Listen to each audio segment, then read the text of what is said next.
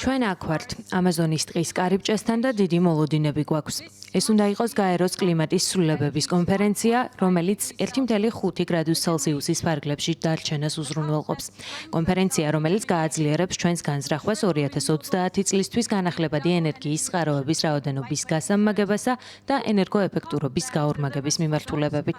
კონფერენცია, რომელიც შედეგს მოუტანს იმ ქვეყნებს, რომლებიც კლიმატის ცვლილებების დამანგრეველი ზემოქმედების მიმართ ყველაზე მოწყვლადები არიან. ევროპული კავშირი მზად არის ამაში თავისი წვლილი შეიტანოს.